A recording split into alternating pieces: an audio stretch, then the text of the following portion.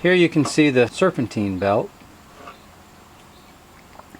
and here is the tensioner, and so that's what we need to back off, and we back that off by putting a 19 mil special tool, or if you don't have the special tool to back it off, you can use the box end of a 19 mil wrench and a pipe for extension.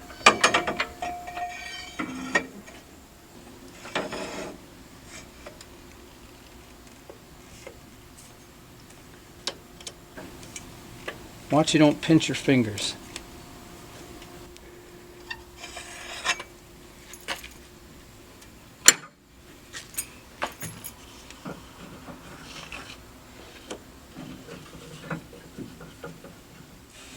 I recommend doing this with the engine cold.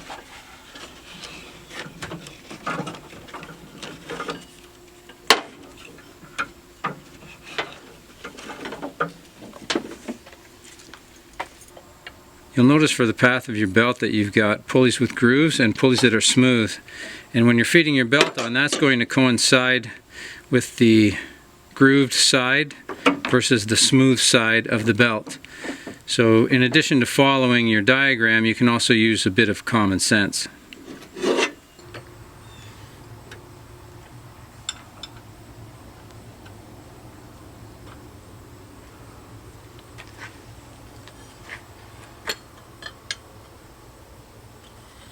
Now this last step, just double check to see that my belt is lined up as best I can. If it's off by one groove, that should straighten itself out later. Okay, I'm going to pull this out of the way. Now this is really important at this stage with this makeshift lever. You don't at any time want your fingers to be between the belt and the pulley, the alternator, because if it is, you're going to be in a world of hurt if your lever lets go. So really try to keep everything clear. Ah, bugger. Belt came off the bottom pulley.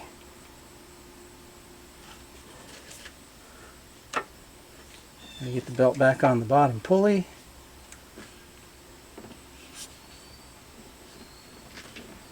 Alright, that looks good.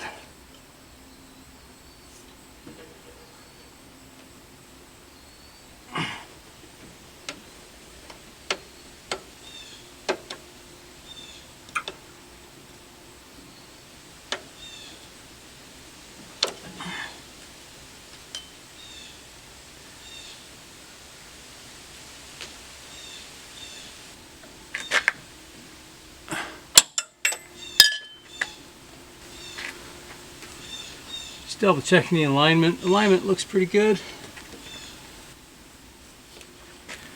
So now we'll fire it up, see how it goes.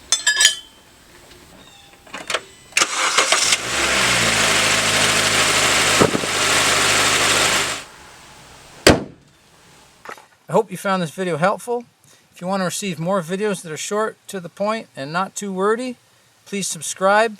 Click on the links below in the description. That'll help me to grow the channel and help me to help you.